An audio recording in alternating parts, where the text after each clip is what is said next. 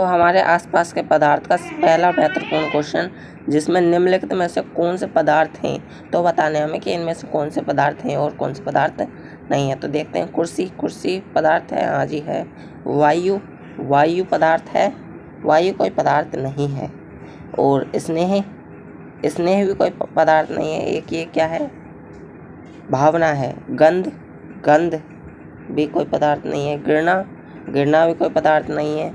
और बादाम है, विचार नहीं है। शीत भी कोई पदार्थ नहीं है। और नींबू पदार्थ है। पानी भी एक पदार्थ है। इत्र कोई पदार्थ नहीं है। इत्र क्या है, इत्र की सुगंध। इत्र यानी कि सेंट को बोलते हैं, परफ्यूम को बोलते हैं, ठीक है। तो पदार्थ किसे बोलते हैं, पदार्थ उन्हें बोलते हैं जो किससे मिलकर बने हो, परमाणुओं से मिलकर बने हो, जो एटम्स से मिलकर बने हो, ठीक है। परमाणु कहते हैं, हाँ परमाणु कहते हैं। एटम्स से मिलकर जो बने होते हैं हम उन्हें क्या कहते हैं, पदार्थ कहते हैं, ठीक है। तो चलते हैं अपने नेक्स्ट क्वेश्चन की तरफ। तो ये रहा हमारा पहला महत्वपूर्ण क्वेश्चन। ये 1 या 2 नंबर में आ जाता है कभी कभी, तो इसको तैयार करके जाना है, ठीक है। तो नेक्स्ट क्वेश्चन हमारा बहुत ही इम्पोर्टेंट क्वेश्चन है। ऐसे क्वेश्चन हमेशा आते हैं और ये 3 नंबर का डायरेक्ट क्वेश्चन आता है, ठीक है ना।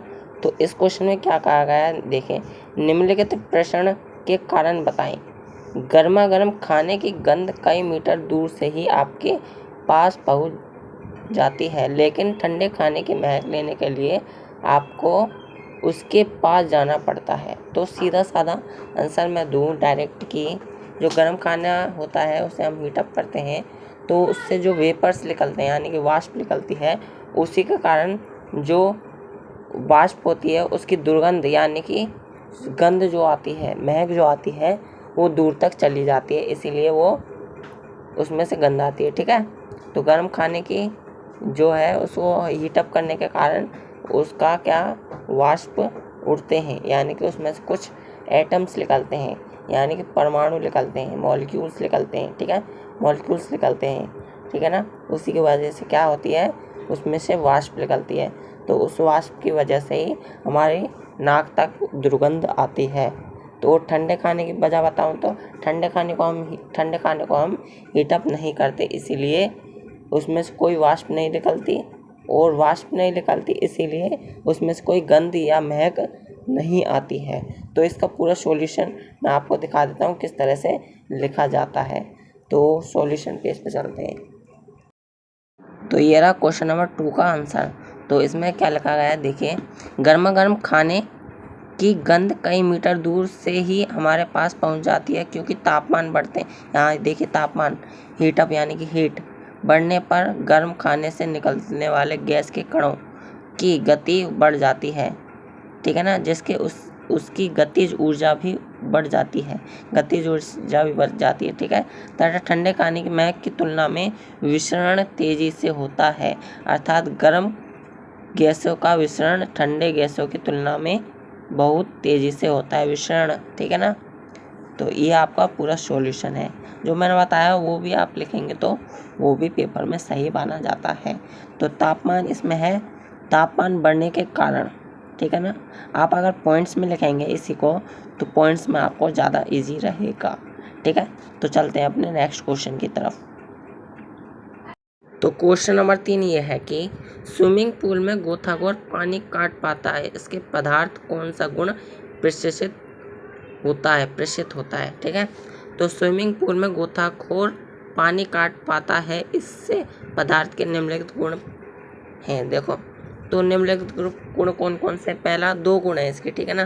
पहला गुण है कि पानी के कणों के बीच की दूरी अपेक्षाकृत अधिक होती है। जो पानी के कण होते हैं ना, उनके बीच की दूरी अधिक होती है, यानी कि ज़्यादा होती है, जिसके कारण पदार्थ रिक्त स्थान होते हैं, ठीक है।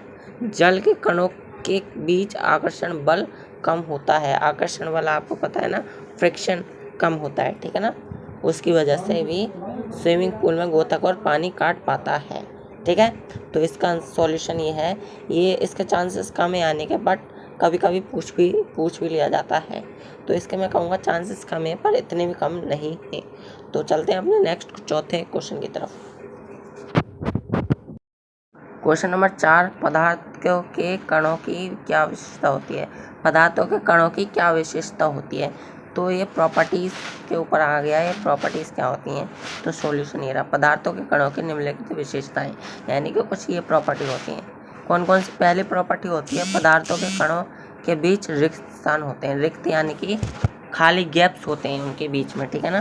तो ये पहली प्रॉपर्टी हो गई। पदार्थों के कण एक दूसरे को आकर्षित करते हैं, यानी कि जो कण हैं वो एक दूसरे को क्या करते हैं, आकर्षित करते हैं, यानी कि खींचते हैं अपनी तरफ, अट्रैक्ट करते हैं। चौथी प्रॉपर्टी ये है कि पदार्थों के कण, तीसरी प्रॉपर्टी, तो पदार्थों के कण निरंतर गतिशील होते हैं, यानी कि एवरीवेयर मोशन में होते हैं, यानी कि कंटिन्यूअसली मोशन में होते हैं, ठीक है ना। तो पदार्थों के कण निरंतर गतिशील होते हैं, यह आ गया। पदार्थों के कण एक दूसरे को आकर्षित करते हैं, ठीक है, ये भी हो गया। चौथा है पदार्थों के कण बहुत ही छोटे होते हैं, यानी कि जो बहुत ही छोटे होते हैं, जो कण होते हैं जब पदार्थ बनता किससे है, करोड़ों लाख अरबों कणों से मिलकर बना होता है, ठीक है ना, मॉलिक्यूल से मिलकर बना हुआ होता है। तो बहुत छोटे होते हैं, माइक्रोस्कोप लेवल पर भी बहुत छोटे होते हैं वो, ठीक है ना। तो इसीलिए जो पदार्थ के कण हैं वो बहुत ही ज़्यादा छोटे होते हैं, बहुत ज़्यादा छोटे होते हैं, ठीक है, जिसको हम अपनी आँखों से नहीं देख सकते, ठीक है। तो ये हो गया 4 आपके प्रॉपर्टीज़, क्या क्या विशेषताएं हैं। तो क्वेश्चन नंबर 4 इतना ही है, और ये आता ही है, ये 1 नंबर 2 नंबर का आता ही है हर बार। तो इस क्वेश्चन को ज़्यादा तैयार करके जाना, क्योंकि इससे ज़्यादा पूछा जाता है। इससे अलग भी पूछा जा सकता है, पर ऐसी ही टाइप का क्वेश्चन बहुत पूछा जाता है। नेक्स्ट टेक्स्ट 2 का क्वेश्चन है, किसी तत्व के द्रव्यमान प्रति इकाई आयतन को घनत्व कहते हैं, ठीक है ना। तो घनत्व क्या है, डेंसिटी। डेंसिटी क्या होता है, द्रव्यमान, यानी कि मास अपॉन वॉल्यूम को क्या कहते हैं, घनत्व कहते हैं। द्रव्यमान को हम मास कहते हैं, आयतन को हम वॉल्यूम कहते हैं, इसी को हम क्या कहते हैं, घनत्व कहते हैं। ये डेफिनेशन इसमें दी गई है। तो अब पूछा क्या है, बढ़ते हुए घनत्व के क्रम में निम्नलिखित को व्यवस्थित करें। तो इन सब को व्यवस्थित वाला क्वेश्चन मैं कहूँगा MCQ टाइप में बहुत बार पूछे जा चुके हैं, और ये पूछे जाते हैं। तो इसमें क्या पूछा जाएगा, देखो, तो इसमें पूछा गया है कि घनत्व के क्रम में निम्नलिखित को व्यवस्थित करना है। तो हमें दिए गए हैं वायु, चिमनी का धुआं, शहद, जल, चौक, रुई और लोहा। द्रव्यमान क्या होता है, मास होता है, और आयतन क्या होता है, वॉल्यूम। चिमनी का धुआं सबसे ज़्यादा क्या है, घनत्व, द्रव्यमान किसका ज़्यादा है, लोहे का सबसे ज़्यादा, फिर किसका ज़्यादा है, चौक का, फिर शहद का, फिर जल, रुई, धुआं और फिर वायु का द्रव्यमान सबसे कम है, इसीलिए वो सबसे पीछे है। और सबसे ज़्यादा द्रव्यमान किसका है, लोहे का। मास किसका है, वेट ही मान लो एक तरह का, वेट और मास पर अलग अलग होते हैं, पर द्रव्यमान किसका सबसे ज़्यादा है, तो लोहे का ज़्यादा है। चौक का दूसरे नंबर पर, शहद का भी द्रव्यमान ज़्यादा होता है, जल का भी ज़्यादा होता है, रुई शहद का जल से ज़्यादा होता है। आपको ध्यान रखना है कि शहद जो है वो भारी होता है और जल से भारी होता है, और रुई, फिर धुआं, फिर वायु। तो चलते हैं अपने एक और इम्पोर्टेंट क्वेश्चन पर। तो मैं इस क्वेश्चन को कहूँगा कि इस क्वेश्चन को आप अपने नोट्स में लिख लो, ये बड़ा क्वेश्चन है, और ये एक क्वेश्चन नहीं, ये आपको एक नोट्स प्रोवाइड वाला क्वेश्चन है। इससे आपको छोटे छोटे क्वेश्चन पूछे जाते हैं इस टॉपिक पर, इस क्वेश्चन पर, ठीक है। तो इतना बड़ा क्वेश्चन तो आएगा नहीं, बट इसके जो पार्ट्स हैं ना वो आएंगे। जैसे 5 नंबर के में 3 पार्ट्स आते हैं, इसी तरह आएंगे। तो 5 नंबर का नहीं होता, उसमें 3 पार्ट्स होते हैं। तो किस तरीके से आएगा वो देखें। पदार्थ के विभिन्न अवस्थाएं के गुणों में होने वाले अंतर को सारणीबद्ध कीजिए, ठीक है। आकार यानी कि शेप, ठोस, द्रव्य, गैस, सॉलिड, लिक्विड, गैस, ठीक है।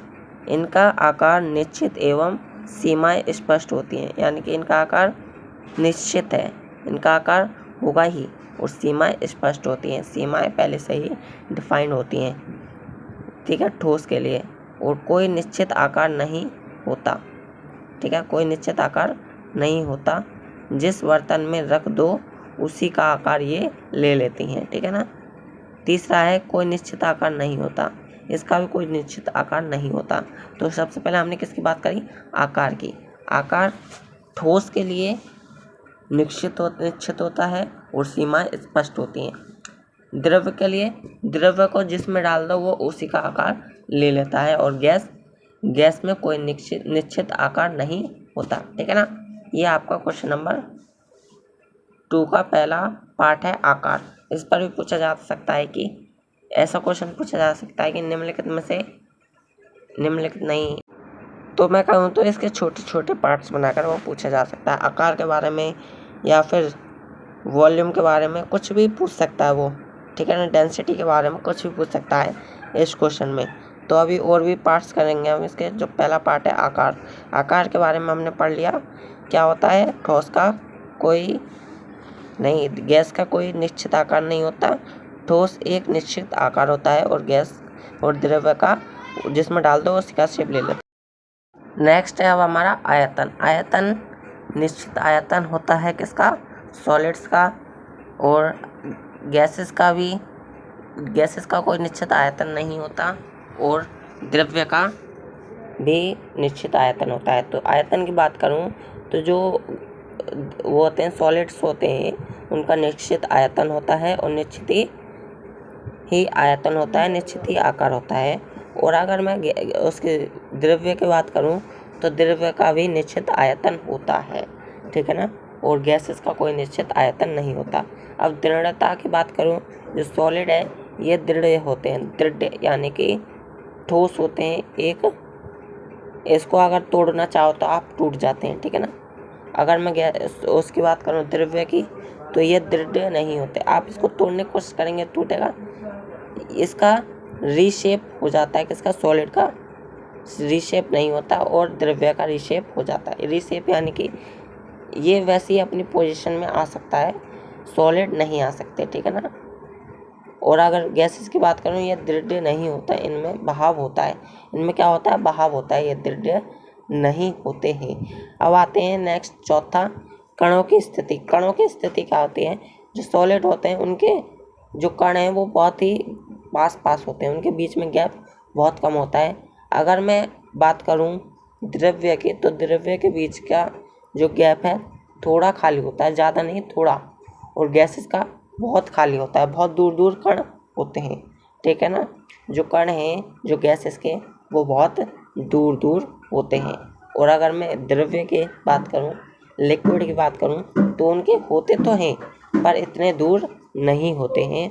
और अगर सॉलिड की बात करूं तो उनके बीच में गैप 0.11% होता है, तो बहुत ही कम होता है। ठीक है। तो ये रहा हमारा कणों की स्थिति के बारे में। ठीक है। ये जो क्वेश्चन है ना, वो एक तरह का क्वेश्चन नहीं है, ये आपको बहुत सारे टॉपिक कवर करा रहा है। तो इसमें आपको जैसे गति के बारे में, वो कणों की स्थिति के बारे में, आपको प्रकार के बारे में, आयतन के बारे में, इन सब के बारे में बता रहा है।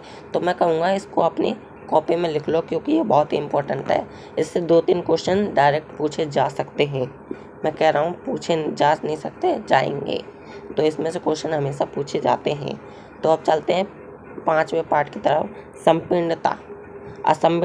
संपीड़नता ये कोई इम्पोर्टेंट नहीं है, तो इसे हटा दो। ये पेंडुलम जैसा है, इसको हटा दो, कोई भी ये इम्पोर्टेंट नहीं है, आता ही नहीं है। कणों के बीच के आकर्षण बल यानी कि अट्रैक्शन बल। ठीक है। अट्रैक्शन बल के बारे में बताया गया है इसमें। ठीक है ना। आकर्षण बल, सॉलिड आकर्षण बल सबसे अधिक होता है इनके बीच में। अट्रैक्टिंग बल बहुत ज़्यादा होता है। ठीक है ना। आकर्षण बल ठोस के कम लेकिन गैसों से अधिक होता है, यानी कि ठोस से कम होता है लेकिन गैसेस से ज़्यादा होता है आकर्षण बल इसका। आकर्षण बल सबसे कम होता है। इसमें ऐसा क्वेश्चन पूछा जा सकता है कि निम्नलिखित में से सबसे ज़्यादा आकर्षण बल किसका होता है। ठीक है ना। तो इसमें ऐसा क्वेश्चन आपको अरेंजमेंट पूछा जा सकता है, निम्नलिखित को अरेंज करें, तो ऐसे क्वेश्चन पूछे जा सकते हैं। ठीक है ना। आकर्षण बल सबसे कम होता है किसका, गैसेस का। तो ये रहा छठा क्वेश्चन और ये हमारा लास्ट क्वेश्चन है। तो आज की वीडियो में इतना ही। हम एक मैराथन भी लाने वाले हैं आपके लिए, तो उसमें हम 2 चैप्टर कवर करेंगे हर मैराथन में, और उसमें टॉपिक, डेरिवेशन, जितने भी टॉपिक्स हैं वो भी हम कवर करेंगे। ठीक है, तो आज की वीडियो में इतना ही, मिलते हैं अगली वीडियो में।